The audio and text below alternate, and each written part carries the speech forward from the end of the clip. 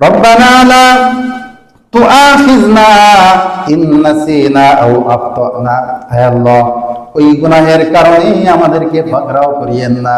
In নাসিনা, যদি আমরা ভুলে যাই, আপনার কোন নির্দেশনা ছিল ভুলে গেছি, মনে নাই, হইতে পারে না এরকম। এর পাশাপাশি অতীতের এমন কোন গুনাহের খবর যেটা মনে নাই যে তওবা করব, মনে বললেন না তওবা করবেন আপনি, বলেন ঠিক না? আপনার দ্বারা এমন একটা গুনাহ হয়েছে, এটা ভুলেই গেছেন আপনি। মুমিনের জন্য জরুরি হলো তার গুনাহের কথা স্মরণ করায় দিয়ে উল্লেখ করে করে আল্লাহর কাছে তওবা করবে। আল্লাহ, আমি এই গুনাহ করেছি, আমাকে মাফ করে দেন, আমি বুঝি নাই, ওই গুনাহ করছে, আমাকে মাফ করে দেন। কিন্তু আপনি গুনাহ করেছেন, আপনার মনেই না, আপনি কি করবেন এখন? এই জন্য আল্লাহ সূরাত বলে দিয়েছেন, ইন্নাসিনা, যদি আপনি ভুলে যায়, আপনি আমাকে এই গুনার জন্য ধরেন না। কারণ যদি স্মরণ হইতো, যদি স্মরণ থাকতো, অবশ্যই আপনার কাছ থেকে তওবা করে নিতাম কিনা? মনে দেয় নাই কিনা বলেন? পাশাপাশি আল্লাহ বলেন, আও আখতানা, অথবা যদি কোনো ভুল কইরা বসি, আপনি তার জন্য ধরে না। এটা ভুল করে অন্যায় করছি, এর জন্য আপনি আমাকে পাকড়াও করিয়েন না। গুনাহ করে ভুলে গেছি, ক্ষমা চাওয়ার কথা মনে নাই, স্মরণই নাই, তার জন্য ধরেন না।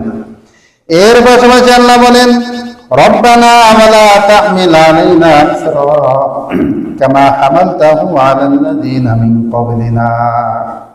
আয় আল্লাহ, লা তাহমিল আলাইনা ইসরা, আপনি আমাদের কাঁধে এমন কোন বোঝা চাপায় দিয়েন না, কামা হামালতাহু আলাল্লাযিনা মিন ক্বাবলিনা, যে রকম বোঝা আমাদের পূর্ববর্তীদের কাঁধে আপনি চাপায় দিয়েছিলেন।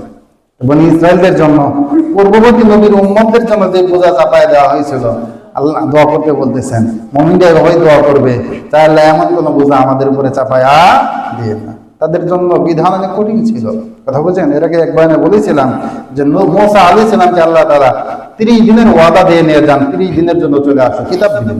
কি কিতাব? কিতাবের নাম কি? তাওরাত। তো 30 দিনের জায়গায় হয়ে যায় 40 দিন। কয়দিন হয়ে যায়? 40 দিন। মুসা আলাইহিস সালামের জায়গায় তার নায়েব, তার ভাই হযরতে হারুন আলাইহিস সালামকে তিনি জিম্মাদারি দিয়ে যান যে কি করো, তুমি আমার উম্মতদেরকে, আমার জাতিকে, বনি ইসরাইলদের দেখে রাখো, এরা যেন কোনো শৃঙ্খল না হয়, কোনো বিশৃঙ্খল ঘটনা না ঘটায়। তো 30 দিনের পরে যখন আল্লাহ তাআলা 30 দিনের পরে আরো 10 দিন বাড়া দিলেন, যে আরো 10 দিন থাকতে হবে এখানে তোমার, কথা বুঝেন আপনারা? এর মধ্যে কাফের, বেঈমান, অর্থাৎ বনি ইসরাইল যারা আছে, এদের মধ্যে আবার সামিরি নামে এক ব্যক্তি, সে একটা বাছুর বানাইছে। কি বানাইছে? বাছুর বানাইছে। তো যে কোনো ভাবে সে বাছুর আবার হাম্বা হাম্বা ডাকে, কথা বুঝেন? এই জন্য সে বোঝাইতেছে